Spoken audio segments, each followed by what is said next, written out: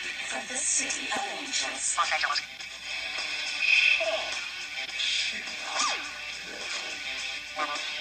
You're listening to The Sheena Metal Experience with your host, Sheena Metal, only on LA Talk Radio.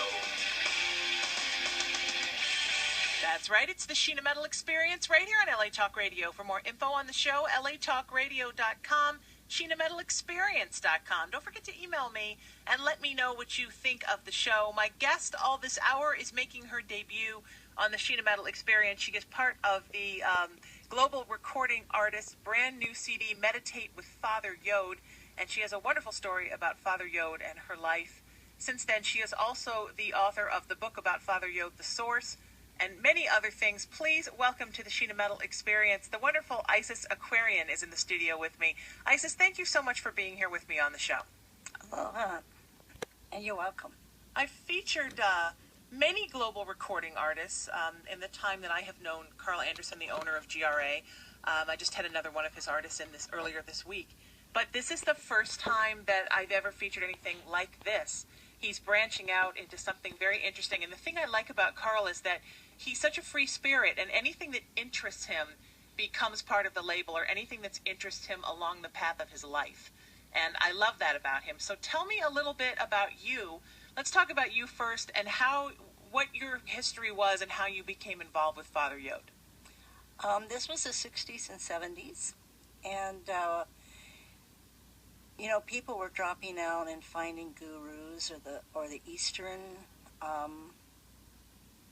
ashrams. Sure. People were just searching, and everybody found their own niche. There was a unique group of us that we hadn't found our niche until Jim Baker, who was a very famous in his own right as Jim Baker. He was a food guru of the 60s and 70s with 3 very famous restaurants on Sunset, the Aware Inn and the Old World.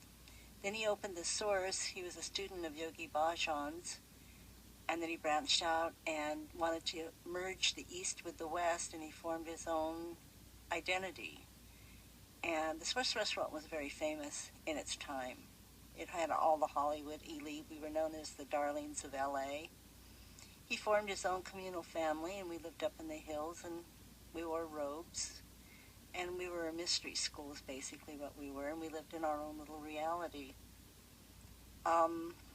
We had a band. We did music. The music's quite sought after. It held an underground following for 40 years. And actually, Karl's very tuned into music, and he did know about the rarity of Yahweh 13, which was our band. And then I did the book, Father Yod and the Source Family, and he got a hold of that, and he actually contacted me and just wanted to connect, and then we became very good friends. Karl loves people that have saved archives, and he loves restoring them and presenting them. Right. And so when he found out that I was the historian of the family and the archive keeper and had kept things for 40 years, and I have quite an extensive archive, he said, well, let's do something. Now, what was it about The Source and Father Yod that, because you said that everybody was kind of looking for their niche, everybody was kind of looking for the thing that was theirs, and what was it about that really spoke to you? Well, he was operating in a certain frequency, is the only way I can explain it, that resonated with my frequency. It's like when we met, we knew instantly. It was one of those things that everybody basically had the same story. It was like we found our niche. We found what we were looking for. And we went on a journey together. It was his journey, but then it became our journey. And basically his journey was a living adventure of morphing into his spiritual being, which we're all supposed to be doing at this point. And we watched it, we witnessed it, and then it was an example for what we were supposed to do for this new age, that this next generation is finally tuning into. Right. Yeah, and I mean, it was very exciting. You know, we had this vegetarian restaurant. It was very hip. It was very popular. We didn't have to go outside and do anything. We had our own little ambiance happening, and it was fun. There's a core of 140 to 150 people that all lived in a huge mansion. We had home births, home teachings. We did everything, and we experimented with, you know, all religions, all philosophy, and we took what we wanted and just kind of comprised our own living situation. And that was sort of, I mean, I know there were many new free thought communities developing in that time period. But I think even for that time period, that was an idea that was very ahead of its time. We were a little bit different, yes. That you sort of pulled from everything that worked for you. We were clean. We weren't hippies. We weren't yogiites. We were very wealthy. We drove Rolls Royces and Mercedes Benz, but money didn't really mean anything to us. It really didn't. And we wore robes, and we were basically, we were a little bit different. We were a spiritual commune that actually worked for a period of time, which now historically will have value, because this whole thing is coming around again. Absolutely. And people want to know. We were a cult, but we weren't a bad cult. You know, there was never any hurt or harm intended. We were very kind. We were very loving people, and I don't know, it worked. What do you think it was about the restaurants, particularly the Source, that had mainstream appeal and that worked so well in this town? Well, the restaurant, I was just speaking about that today with some friends, because there's a new restaurant that opened up called Cafe Gratitude, which is like a really big deal right now. And they formulated a lot off of what we did in the Source. In fact, they gave credit to the ambiance of the Source.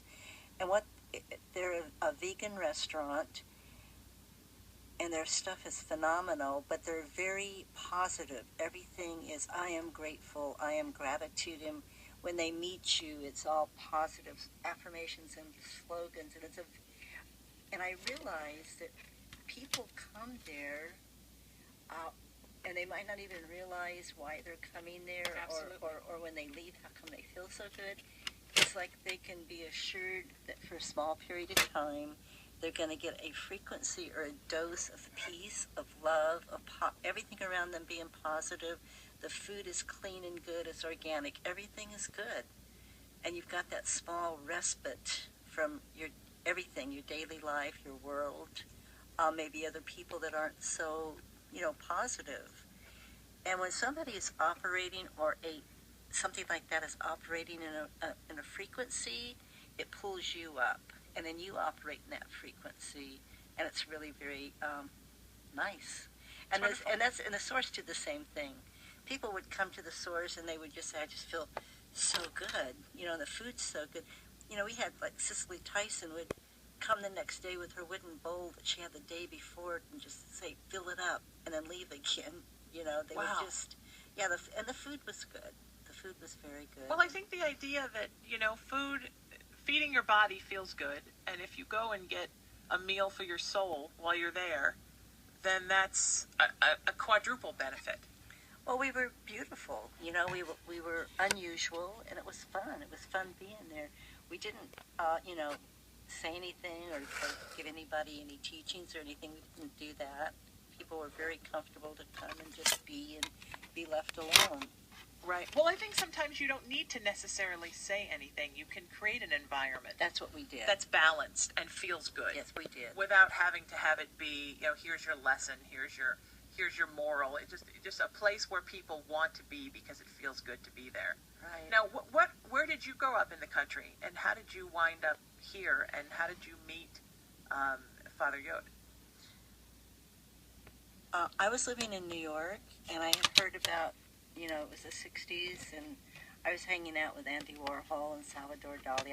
I've had quite a background myself. Before that, I was working in the White House as a White House aide under Johnson, and I got to the point where I knew that that wasn't what I wanted. Right.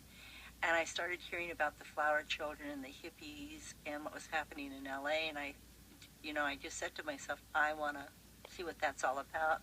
And I came out for a visit and just never left. I was engaged to a very famous rock and roll photographer, Ron Raffelli, who did all the rock groups and posters. We were having a great life. And I had met Jim Baker when he had the Old World, but we never really quite connected. And then I heard that he had opened the Source, and he was being called Father, and they were wearing robes, and we were actually looking for some Jesus-type people to do a poster for Jesus Christ Superstar. And so I thought I'll just go down and see my old friend Jim Baker and pick up some models. And I stepped onto the Source, and he came out looking like Moses, and it was like the Aquarian Exodus, and it was, right. I went, oh my God, this is what I was looking for. And we immediately connected, and I just never left. Wow. Yeah. Wow. That's interesting. Yeah. It's interesting how, and you said that everyone who surrounded him had the same kind of story. That everybody we all just had our had story. an energetic connection with him when they met him. Dreamt about it, or our car was driving down the street. We don't know why, but we turned in, and yeah, we all definitely have the similar story. So we found our thread, and it was a phenomenal journey. And we took sex, drugs, rock and roll, and we added spirit to it. Our sex was tantra, which was sacred. We used marijuana that we called the sacred herb, and we only used it once in the morning for spiritual purposes. Our food was clean. Was it sex, drugs, and all rock and roll? Our music was spontaneous. Nobody did that back then. The father and a very talented group of musicians would go in the band room, and what came out, came out. It was never rehearsed, and those were our albums. We had 60 albums we put out. Wow. And they're highly coveted if you can find them. However, we are remastering and reproducing them with Drag City Records out of Chicago, so they are being, in lost music that's never been heard. And then that's where Karl came in, too. I have, like, 500 cassette tapes of Father's Morning Meditations. And that's what Karl's doing. He's remastering them all and putting them on MP files. And anybody that wants to know exactly what we were about, what went down in class, how we operated, our family daily life, it's uncensored, it's raw, it's there, it's the real deal.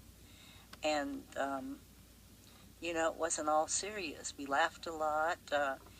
He'd be saying something very spiritual, and then he would stop, and he would say, he would get onto somebody's case, or say, well, I heard this, let's get it straight, or, everybody needs to get ready to go to work. I mean, there was just daily life, and it was real, and it's a phenomenal opportunity for somebody to get a glimpse of something like that did happen in the 70s. Now, he also had 14 spiritual wives, which I was one of. Right. Yeah. Now, how did it... I mean, I know that he passed away quite a while ago. He did, yeah. And he passed away in 75, and the family only stayed together for 2 years, and then we dispersed. It was time for us to start our journey and go about our way. We pretty much have stayed in touch. There's been a group of us that have always stayed in touch, and we call it the Coconut Wireless. If anything ever needs to get out to any of us, it seems to do that. And we have at this point, we have a private social site that we all belong to, and we share our lives, and we have gatherings. We're actually doing a documentary that was just completed and submitted to Sundance. Yay. That's wonderful. I know. And so that will premiere next year, and we'll have another very big Source family gatherings for Source family and friends. We have a lot of fans at this point, and a lot of young people that love the music, they love the book, they want to find out about, communal living, how did we do it, everything that was started back then is coming kind of full circle with this generation, and we're like part of the pioneers, part of the forerunners, and they're looking for mentors. So how long were you part of the Source, as far as how long were you actually living communally? I joined the Source pretty much at the beginning. There was a little part that had started before me, and that was called the early group. And then it just everything started shifting and changing, and I came in and I was there the full time, and the 2 years after Father left, I basically never stepped out of it. I never left it, and I don't know whether that's because I knew that my role was to save the legacy somehow, and I kept all the archives. And somebody said to me, "Isn't that kind of living in the past?" And I said, "No, I brought the past with me. I have a full life. I live my life. But that thread is not completed yet, and I brought it with me." I think that's a beautiful thing to archive. I think the idea that a lot of us have as human beings, that your life is a linear timeline, and as soon as something's over, you shut the door and move to the next thing. Brilliant. Thank you. We don't think of our lives as much as a circle as we should. And I think that everything that's happened in your life, physically, emotionally, spiritually, are all a part of who you are now. And it's important to stay in touch with all of those things, because otherwise you're not staying in touch with the whole of your life.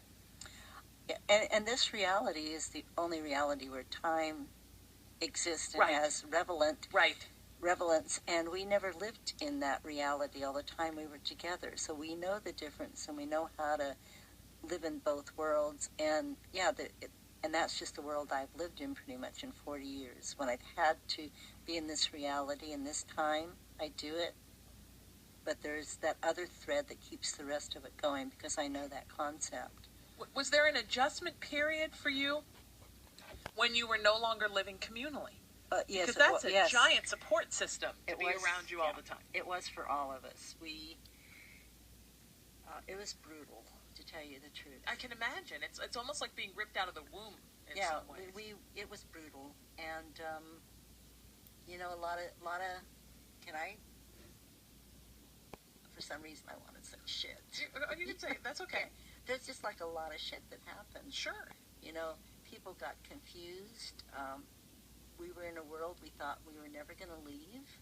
Then all of a sudden it was over and done. And I mean, we have stories of women going, "I don't even know what to wear. I don't know how to shop." We would go into a store, and I swear to God, we would look at the clothes and we would go, "What planet are we on?" We didn't even know how to dress anymore, because we had our own world. And so there was an adjustment period in a while for us to come out of it. Unfortunately, cocaine was hitting, and everybody thought cocaine was fine. It wouldn't Sure. do anything to you. Late 70s. Yeah, I mean, oh my God. And Los Angeles. Oh, It's the yeah. cocaine hub. And it seemed like a lot of the family got into cocaine, or was around it, or sold it. Right. They were looking for ways to figure out how to make a living. And so there was some definitely shit that happened that we had to pull ourselves out of. And Do you think that a lot of that was that Father Yod had such a special set of spiritual properties that when he suddenly was no longer in your lives, people were looking for something to replace that good feeling of him? of course. And, sadly, indulgences are oftentimes how human beings try to replace that love and that charisma and that energy and that white light. Well, it wasn't only him. It was not having each other. Like you said, we had Yeah. a support group. We were sisters. We were true sisters. We were true brothers. We were true brotherhood. We were a family, and we had children. And we had a life that we agreed to and loved, and it was working. And then everything was no more. So it wasn't only just trying to replace him and find him and miss him. It was all of it, everything that we had in each other. And one of the things, when we dispersed and came back to this reality, that confused people, and I think we're just now starting to understand it, which has led to a really great healing among us, is the fact that when we hit this reality, we started looking at what we had in the other reality and how we lived, and we were trying to make it fit in this reality or this reality fit in that, and they don't. They're two different things. And a lot of people got confused about a lot of things because of that, and I think we're just now understanding it. We lived in a different frequency. Right.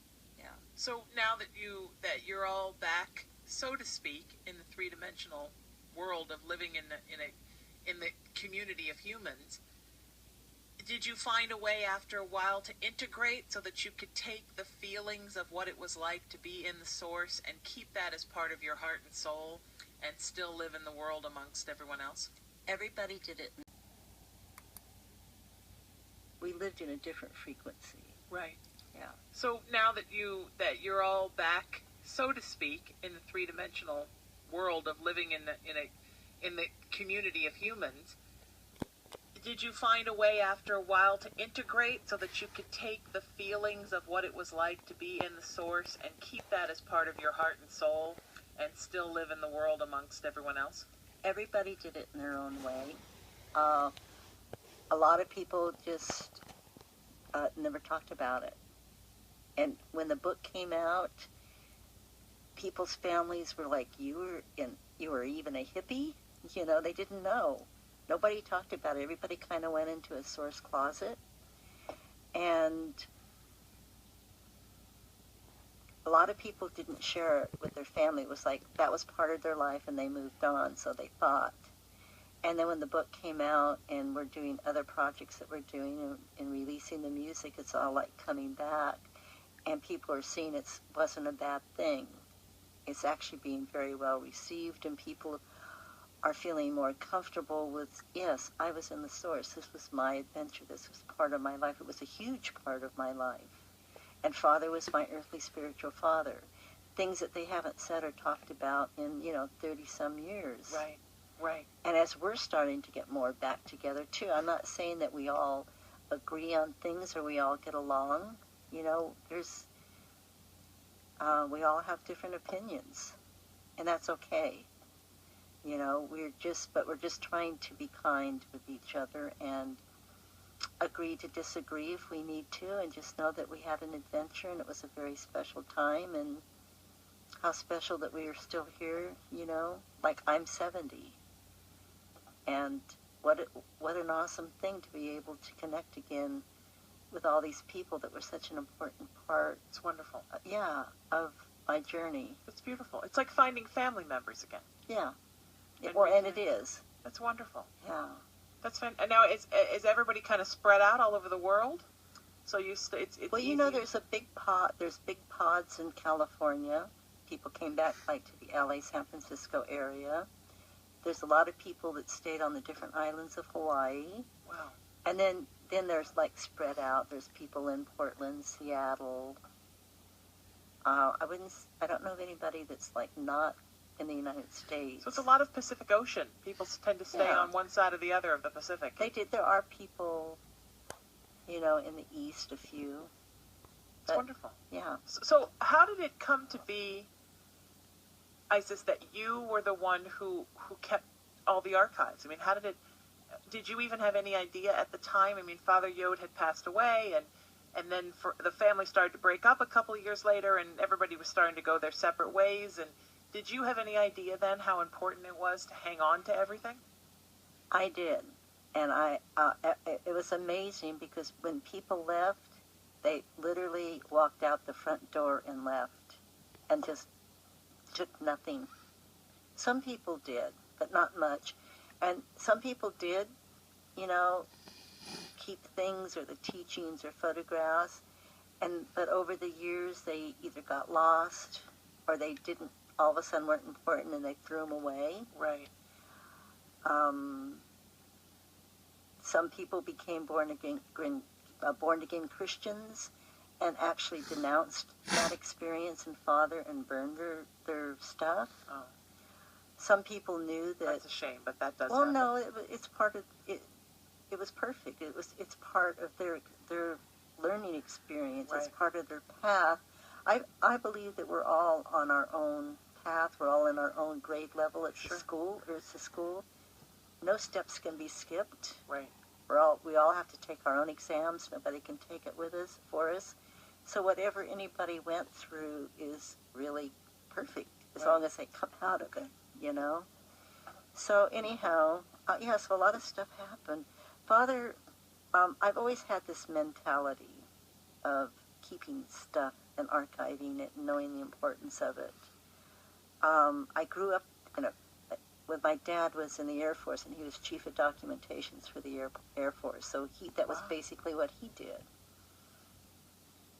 And we moved a lot, so we knew to keep memories. Yeah, we moved a lot when I was a kid too, and the same thing. Your life was in boxes, and you made sure you had it all. Yeah, so when I joined the family, he looked at me right away, and he said, this has always been our role together. He said, we've had this many lifetimes where we have done the work together.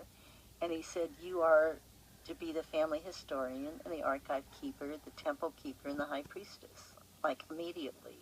And that's the photo, actually, in the temple where he told that to me on that tape that's in front of you. Oh, wonderful, on the CD cover. Yes, me sitting in front of him in the temple. Oh, wow. And so I took it very seriously, and very quickly earned the name Dragon Lady, which wasn't supposed to be meant to be nice. But I loved it. Yeah. It's always been very endearing to me, and I still love it. Endearing to me, and I still love it. So, but I had a mission, I had a purpose and a path, and I've really never deviated from it. And he knew that I was going to save the legacy, and I did, and that's exactly what happened. And I carted things around for 40 years, and very few people had anything. So a lot of people are very happy to have it now, because I'm doing it in forms where we're getting it out and sharing. Some people think I should have kept it personal and private. Not everybody agrees. Right. We all have different opinions, but I'm doing what I'm doing, and, he made it very clear to me that I wasn't done. I feel him. He lives with me. He talks with me. I know exactly what I'm doing, and as far as I'm concerned, all of this is going to long outlive all of us. It will have historical significance and value, and the rest is what I like to say will be just a fart in the wind. It's not going to matter. Right. History will take care of what was done, and the rest of it's just nobody's going to know about anyhow. Right. So it just kind of rolls off my back at this point. Whatever anybody's comments or opinions are, I'm just, I've got my thing, and it's my role and path, and that's what I'm doing. And when I met Karl, he was another piece of the puzzle. He was a thread, and he has his part. And he became partners with us to get the morning meditation tapes out, which to me, I think is my favorite project. Because nobody has to say anything. Father, you hear it directly from him. It's not Icy said, or this is her reality or her interpretation. I mean, you hear it directly from him. So to me, the significance of that is pretty mind-blowing. It's wonderful. We're going to play something now from the CD that GRA has just put out. It's the Series 1 of Meditate with Father Yod, and I would imagine there are going to be quite a few series, because you said you have many cassette tapes. What we've done is there's like 39 hours on this first set, and Wow. they're MP files on just a disc. And we've got like 2, 3, 4, the next 4 series ready to go. We've been working on it for a couple of years.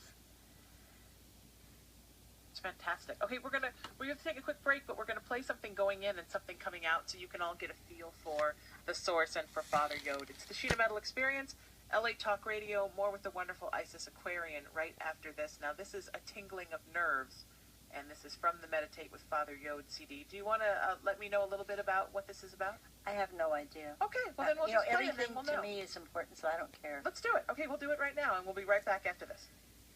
It's a game. Play it. by killing out pleasure by using pleasure fearlessly. Do not mean the pleasures of destruction, and you are all very, very, very mature now spiritually. So there's no possibility of you misunderstanding. They give themselves pleasure too, but it's the pleasure that destroys, isn't it? The greatest act of pleasure, what motivates the whole thing, let's get right to it, is falling.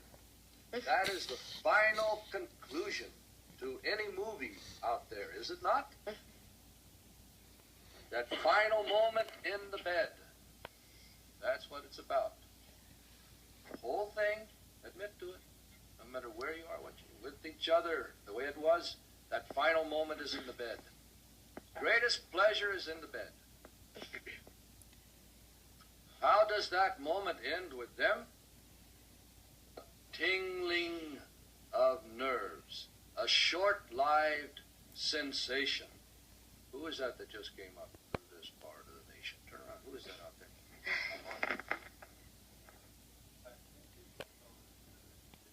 What was he doing up here? We have to get some kind of a thing done.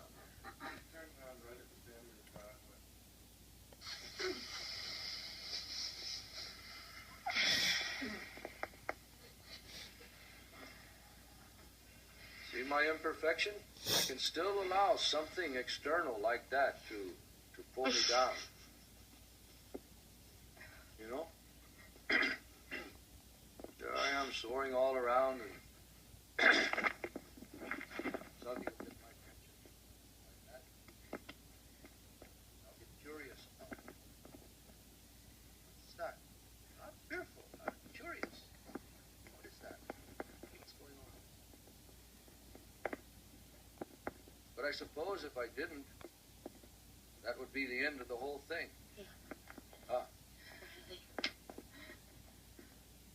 Behavioral psychologists have told you, place a man in a box, 4 days and 4 nights, let him out, healthy, normal male, no hang-ups, would want water. Second thing, food. Third thing, sex. Fourth thing, explore.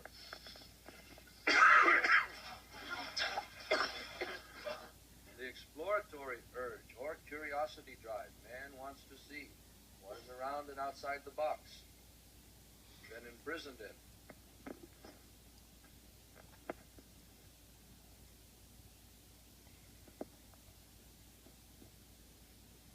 So curiosity brought you here.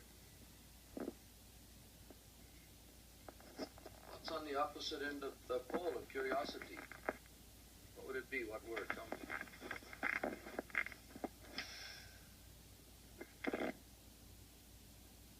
Well, lack of it.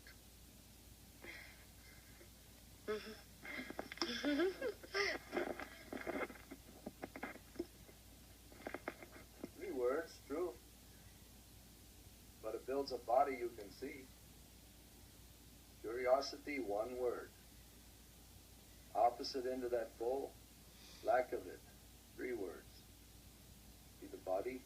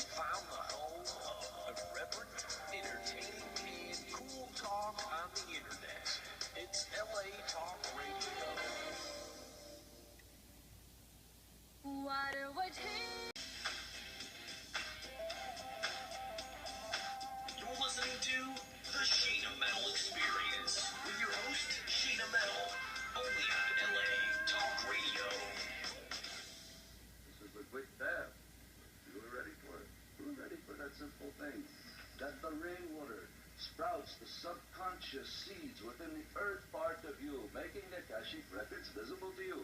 You must catch it while it's virgin before it hits the earth and penetrates. Ah, good.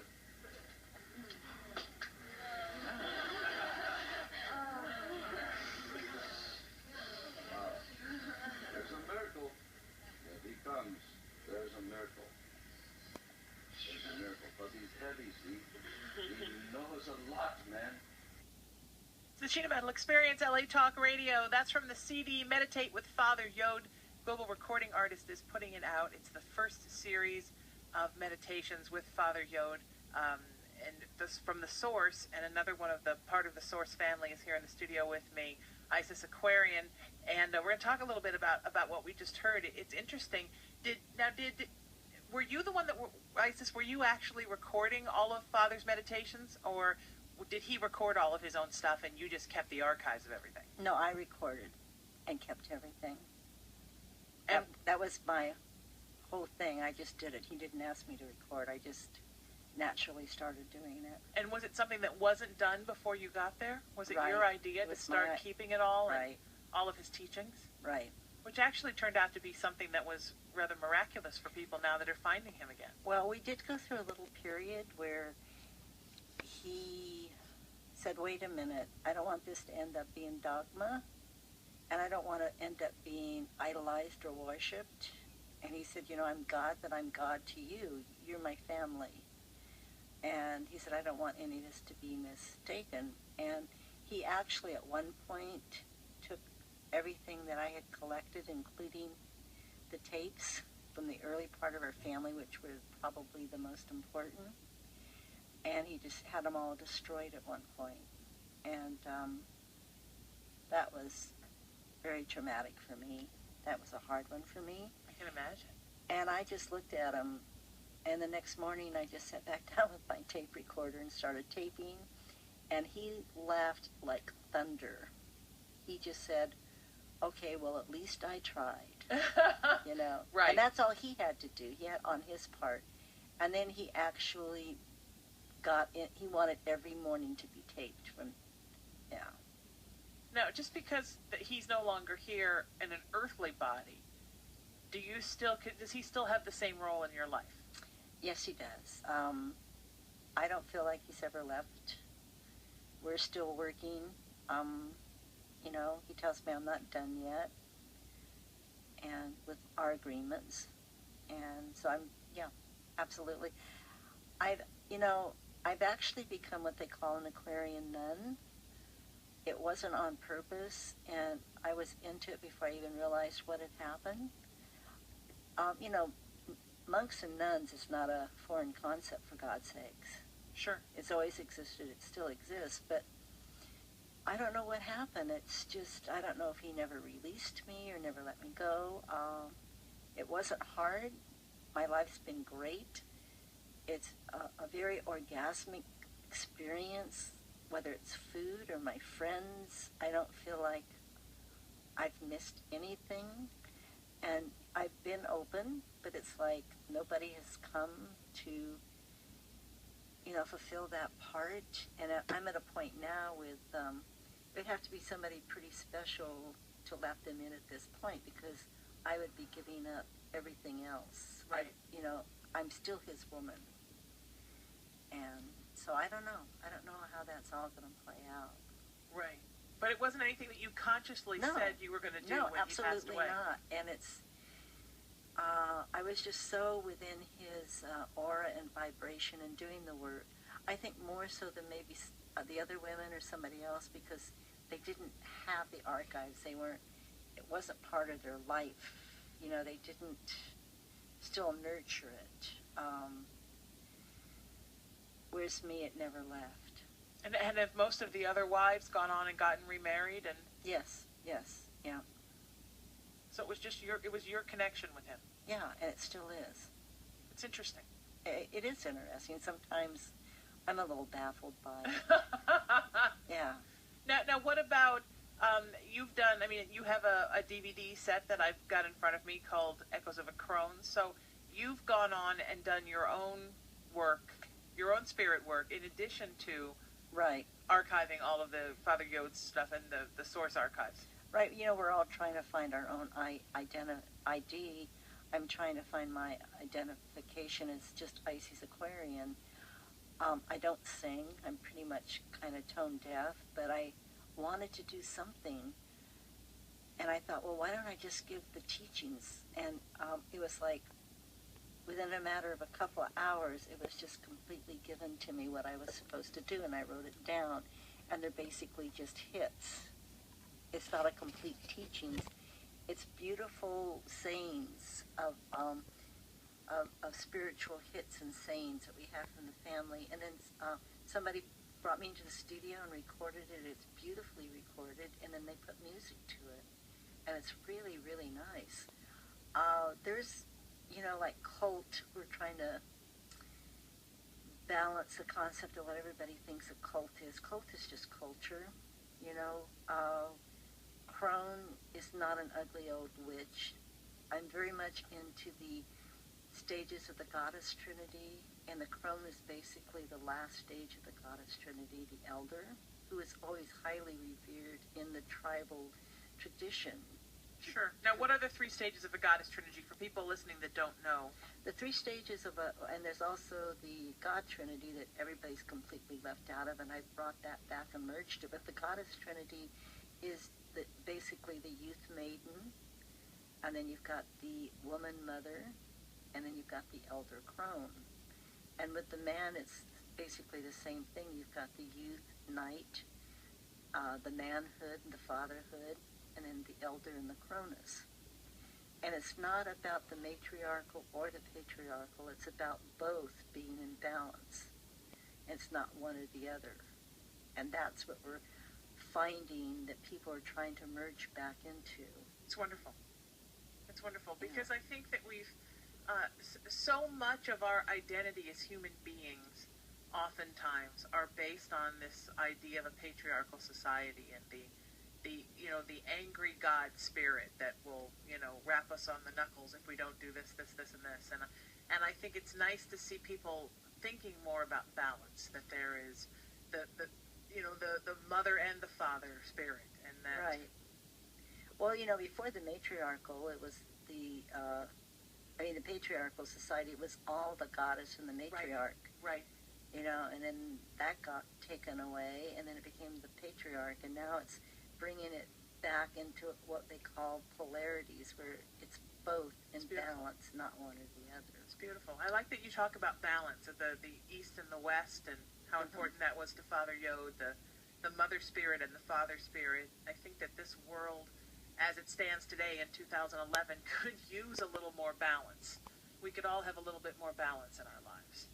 And I think that a lot of people are coming around to realizing now that we've lived in a very polar world of I'm on this side and you're on that side, and I believe in this and you believe in this, so we're enemies. And it's nice to see that coming down a little bit. We're all one, but we all have our own path. And right. It goes back to no steps can be skipped. Whatever anybody is into is not wrong. It's their journey.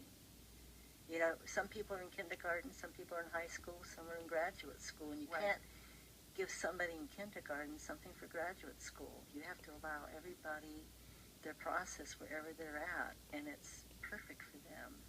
Right. We're all one, but we all have our own thread. Right. Right. So what are some of the things that have been part of your journey since the source, I don't want to say disbanded because you've always been together in spirit, but since you stopped living as a community? We all did different things. How about you? What have you... Okay, me, Have you always been in L.A.? You stayed here? No, I live in Hawaii, and I've lived in Hawaii since a child, and I spend a great deal of my time in L.A. and Hawaii. I'm now retired, and I live in Hawaii.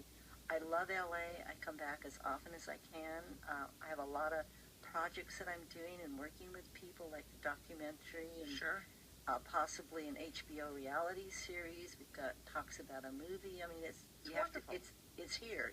That part is here, and I've always loved L.A. LA has an ambience to me.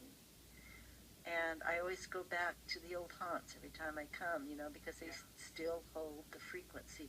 The source was on Sunset and Sweetser. It's now the Cabo Cantina. Wow. I know, oh my God, you couldn't get further away from what the source was. Right. But I'll go in there, and I'm not in the Cabo Cantina. I can actually tune in to the frequency of Father and the Family. It's still there. Yeah, absolutely. I think buildings hold a lot of energetic resonance, and especially in a very spiritual place like Los Angeles, and especially in that Hollywood area. Sometimes you're in a building in that area, and you feel like you've just walked right into the 1930s. Right. The veils between the timelines are very thin. They're very thin right now. Yes, yeah. and very thin in that part of Los Angeles. You feel a little bit sometimes like you're moving in and out of different timelines as you're walking down the street. And you are. Yeah. Good for you. Yeah, it's you got it. I don't know how you could miss it here. Well, what is it about Hawaii that works with your resonance? Hawaii's always been home for my soul. It's where I've always felt like I was home. It's where Father actually moved the family when we sold the source and moved out of LA. It's where he left the body. And like I said, I've lived there since I've been 7. And I've tried to live outside of Hawaii, and I've always gotten to a point where it's like, I gotta go home. So I just gave it up and went back. That's where I live. So at the time that he passed out of his body on this plane, the whole family was there? Yes, we were all in Hawaii, yes. And what was why did he make the decision to move everyone to Hawaii?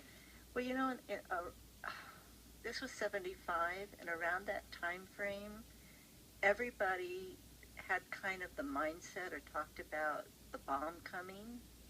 It was just, I don't know, it was just what was happening.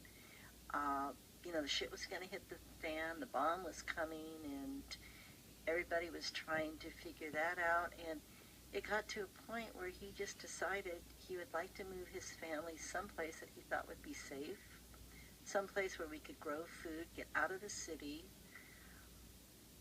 be in nature, live together and stop being hassled by every building inspector available. Sure.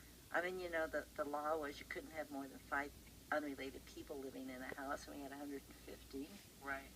And so we thought we would just be able to buy a lot of land and be left alone. And that was not the case, but... It's an interesting concept, isn't it? Because I know the government is trying to very much go back to that rule of who's living in your house that isn't related to you.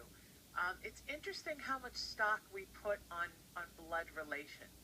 Because to me, growing up the child of an orphan, I don't have a lot of family. So I always think it's hysterical when it's okay if 150 people live in a house together if they all have matching DNA. Right. But if they don't, then they can't be a family and they shouldn't be living in a house together. Well, with the economy the way it is now, it's the only logical thing to do for survival. People would not have lost farms years ago if they'd just taken in a friggin' renter. Yeah. I mean, people just don't have that concept. Right. But Hawaii's very orientally influenced, which is part of they all do it anyhow. Right. And they have more of an idea They of have the family 3 or 4 structure. generations Wonderful. always living in one house. Sure. They always have, they always will. So they're used to it there. But that's fantastic because then someone is taking care of the children and someone is taking care of the elders, always. Well, not just taking care of, you get to see the circle of life. Right. It blows my mind to think that a woman will have a baby without ever seeing a birth. How in the hell does that happen? Yeah. That's bullshit. It makes no sense to me. Right. How they don't witness how somebody starts getting older in that process, and then how they die, and how beautiful that is. Nobody knows anything. And so the tribal experience is very important. Yeah, I agree. Well, and we take our elderly people and we put them away somewhere with other elderly people, and they're not with their families, and they're not seeing their grandchildren, which is where they want to be and where they should be. And we kind of disenfranchise our family units. And then that's a sad crazy. thing. And now because of the economy, we're being forced to not do that anymore. And we're having to go back and learn how to be families again. So it's because everything happens for a reason. You know, That's interesting. I heard it, excuse me, but I heard in LA, I was talking to a friend that does a lot of interviews with us for NPR, and she does a lot of stuff on communal things in this generation and what's happening. She was telling me that because people can't afford their big mansions anymore, there are homes in LA and Hollywood that they are allowing 10, 15 people to rent and living communally. There are young people starting to do all kinds of communal housing, and they're getting very creative, and it's underground right now. Most people haven't heard about it. It's fantastic. But this whole urban lifestyle and growing food, whether it's on a patio or a deck or, you know, living more together to survive and having dinners together and being more communal is happening all over the place. It's wonderful. I think that's great because so many people don't know how to make a family for themselves, and they're very disenfranchised and very lonely. Those of us that moved all over the country when we were kids, we kind of got used to being the new kid and making friends easy, but a lot of people don't know how to do that. So it's I see people that have lived in Los Angeles for 5, 6, 7 years, and they haven't really connected to anybody. So the idea of having a family unit that you can move into, I think that's terrific. So tell me a little bit about, this is going to be a series. Do you know how many CDs you'll eventually wind up doing with GRA? All of them. That's wonderful. It's going to take us a couple of years, but yeah, we're totally committed to it. That's fantastic. I know. And you said you have a very extensive website where people can go and learn more. We have a great website. My source partner is Electricity Aquarian, and he did a beautiful job on it, and it's got everything. It's got pictures, it's got music hits, it's got some of our teachings, it's got a lot of photos, and it has everything that all of our projects we reproduce. You can get everything on the site. That's wonderful. That's wonderful. And will you come back and see me again? I would love that. Yeah. Do you want to give the site? Yes, please. I'm sorry. I thought you just did. In my head, you just gave it. Please give it again. It's Yahoah.org, and that's YAHOWHA.org. Wonderful. Wonderful. And next time you come, we will make sure to play from Echoes of a Crone so people can hear about that. Thank you. I would love that, your CD. And of course, you can also go to the GRA site, Global Recording Artists. Google them, and they have this, I'm sure, on their site now. It's gragroup.com, and it is Meditate with Father Yod. So check that out if you're looking for something wonderful to tune into. Let's play something else from it. Okay, it's on Karl's site, and it's also on our site. So, wonderful. Yeah. Go to both places. It's a great place. Let's do something else. We're going to go out with a little bit of Father Yod. Isis, thank you so much for being here. And everybody, if you missed any of the links for how to get a hold of this CD or anything to do with the source or Isis Aquarian, just go to ShenaMetalExperience.com or LATalkRadio.com. Send me an email, and I'll gladly forward those links over to you. I'm Sheena. It's The Experience. This is LA Talk Radio. Quick break, and we're right back with you with much more radio fun. Watch it come in. That's the air part of it.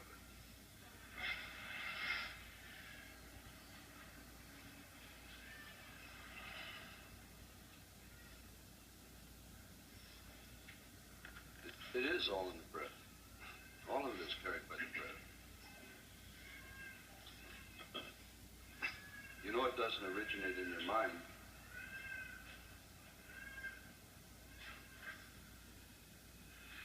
There's a time where you wonder, well, how does it pass through you then? Then it's all so simple. You know, once you find it, and it's so simple, you wonder how in the hell you could have missed it. It comes in with the breath.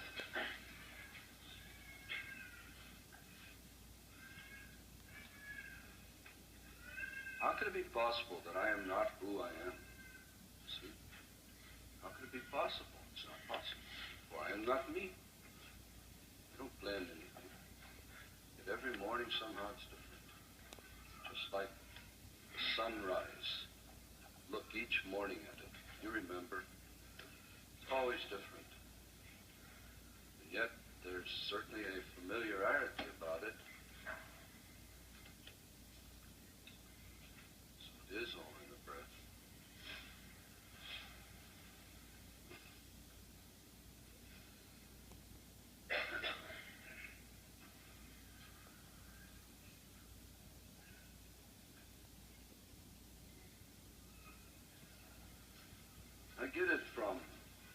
God's right-hand man, Jesus.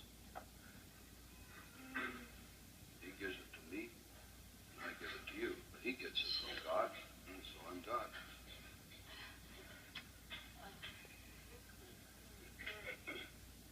But only because I am a four. See? So nice just to be able to talk with you now and not have to go over. You see, it's a 1, a 2, a 3. We are more and more and more every day. I can see it in every way. A mature family. More and more we're growing in maturity. Oh, you're a little unreasonable at times in your attitudes to each other. But that's